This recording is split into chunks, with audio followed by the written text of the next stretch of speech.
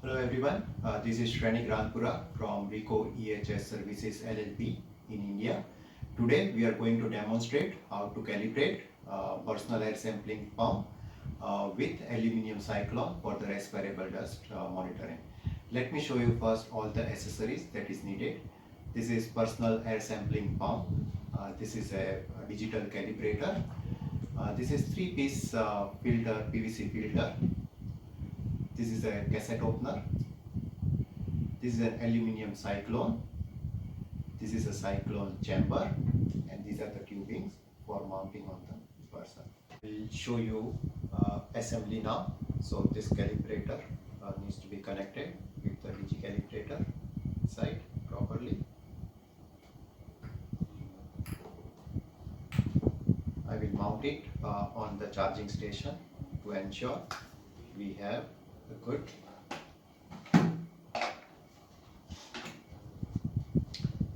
this sampling pump. We will connect it with the tubing over here and then keep it here.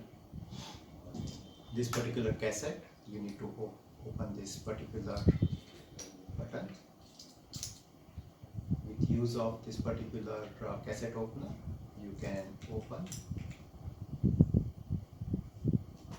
the cassette, then ensure this particular chamber of the filter is completely empty. There is no powder available over there, and then assemble it like this. Now this particular one goes inside of this cassette holder.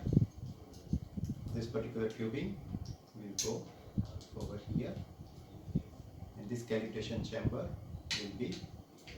So now this particular calibration train is ready for the sample. Now you need to turn on this particular pump by pressing this here. Once you see it has been started, after that we need to press the enter button to start the pump. I keep it pressed continuously for 3 seconds and it will get started. When this pump is on now, you see over here, for the respirable dust, we need to have 2.5 liters per minute with the aluminium cyclone. If you have a nylon cyclone, you need 1.7 liters per minute of flow rate. What I get here is 2.34. So I need to adjust the particular flow rate in this particular pump. So I press enter here. This is 2.5, but in the calibrator we were getting 2.34. So I increase a bit and then I enter this button. So this particular pump is now set. I will start this particular pump now, and we will see how much of the particular reading we are getting here.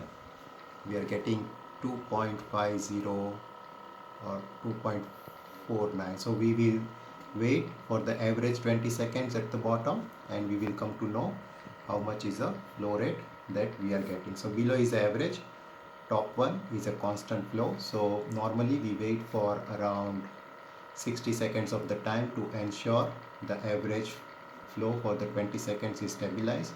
Another important thing, whenever you turn on the pump before calibration, ensure that your pump is running continuously for 5 minutes to stabilize the particular pump's flow rate. So now you can see here you are getting 2495 ml per minute, which means 2.494 liters per minute, which is acceptable for doing the respirable test. So I will now turn off the pump. This pump is now calibrated, so we will remove this particular calibration chamber. This particular filter is used only for calibration, so we will use the new filter in the cassette and mount it on the employee. We are now ready to do the personal monitoring with this calibrated device. I will mount this particular pump on employee's waist area. I will detach it from here. Ensure there is no obstruction to employees' performance. Mount it into the breathing zone with the clip. There is also additional clip to avoid any detachment. The cyclone our inlet has to be in the front. Now we are ready to start the monitoring. Note down the time into the particular air sampling pump. At the end of the monitoring, stop the pump.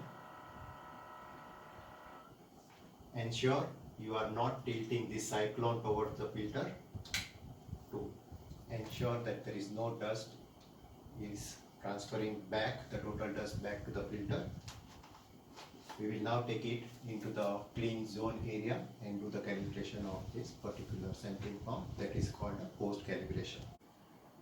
We will do post calibrations. Before doing the post calibrations, whatever sampling filter was there, the cassette you need to remove, and you have to attach a cassette which is used for the calibration purpose. So this is a particular cassette for the calibration purpose.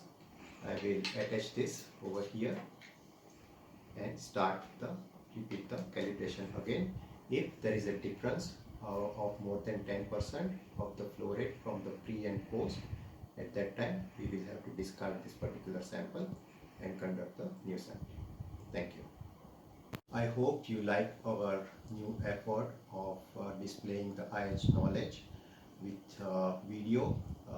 We will continue to do more in the future. If you would like to see any of the IH topic in the next video, please put it in a comment section. We will make a video and then display it during our next time. Thank you.